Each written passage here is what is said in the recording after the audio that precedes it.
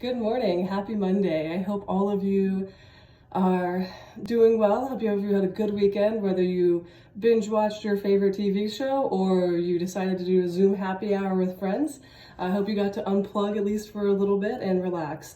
So welcome to another week of quarantine and another week of talking about data ethics, data ownership, and most importantly right now, your data privacy. Last week we covered companies that are, they don't give you the choice, but they are at least telling you that your data has been collected and how they're using your data. We also covered a company that collects your data, scrapes your image off of the internet and uses that and doesn't actually tell you about it. So we're going to continue on with this. And we're going to cover now a company called Kinsa Health that actually has a smart thermometer. So the first article that you see posted talks about this smart thermometer that is actually, if you wanted to think of it from a pure data standpoint, they're doing some good things. They're helping us determine where outbreaks of coronavirus could potentially be based on spikes in fever. So they're then helping to allocate resources and ship resources to these hotspot areas where you see spikes because of fever specifically. So I think that this is, again, one of those moral questions of here's a company that has been around for a few years now. It is a smart thermometer that tracks other symptoms as well, not just fever. But what it does is when you buy the product, you are required to download an app if you want to use it. And in that app, they collect all of your personal information, of course, because you have to log in and create a profile. So you're going to be giving your name, your email address, you're going to have your location in there, your family, your kids, your entire family will be listed in there. And then from there, it allows you to actually track different health symptoms. Now, this can be absolutely fantastic in certain ways, but I will say that it is not having a choice. It's a violation of what your privacy should be, right?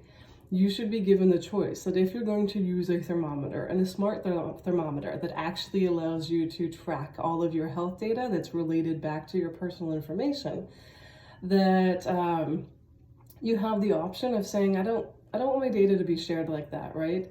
You should have that option. And what this particular company does is says that if you're going to buy our product, if you're going to use our product, which is a good product, even if it's the only one left on the shelf, which it might be right now, that when you decide to purchase it, you are giving them consent, automatic consent to use all of your data for various uses. Now, it might just be that they're going to use the data to contact you for communications, but it actually goes further than that. They use the data for research purposes, unknown research purposes, and then they also sell your data to companies so that these companies can know, hey, you're sick, you might need this product or that product, you have young kids, let's make sure that we're advertising something, to you specifically for your children.